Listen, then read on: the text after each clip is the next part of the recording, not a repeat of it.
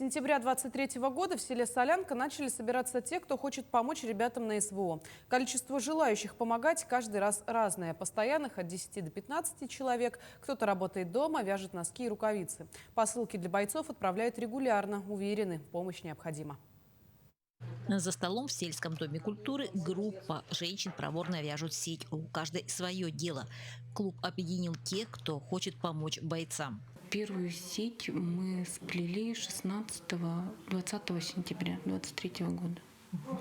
Ну и вот в начале сентября мы организовались в 2023 году.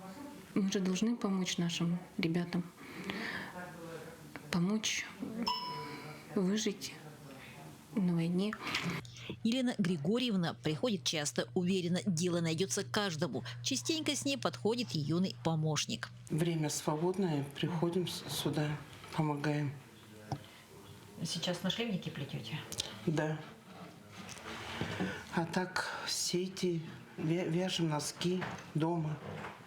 Свечами занимается Владимир. Свечи требуются на СВО, так ведь? Ну да. Вся страна у нас собирает. Идея не наша, но тем не менее мы помогать стали. Сказали, что сушат даже обувь, оказывается, они этим. Сети другие сетями занимаются, мы занимаемся свечами. Свечи, как делать правильно, в интернете вы видели. Все из интернета взяли. В один из дней в Солянке побывала Марина Бахилина. Она постаралась ответить на все вопросы, узнала, как сельчане поддерживают своих. Посмотрели, как вот женщины работают. Ну, я, конечно, знаете, вот наслед небольшой, там около 360 человек проживает. Каждый месяц они безвозмездно в фонд, ну, пускай я их назову шелкопрядами, потому что они тоже плетут сети маскировочные. И это вот они вот каждый месяц, кто сколько может, вносит. Вот на эти деньги покупается материал. И вот потом перенимают опыт. У клуба жителей Солянки название «Солянка. За наших». У меня брат погиб в Чеченской войне.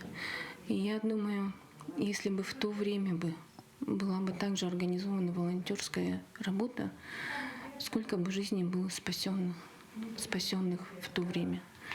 И это, скорее всего, для меня это большой двигатель. И каждый его участник готов помогать столько, сколько надо, до победного конца.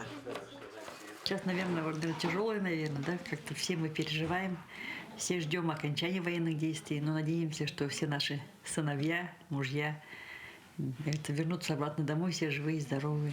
Елена Фаст, Максим Копылов, Алекминск.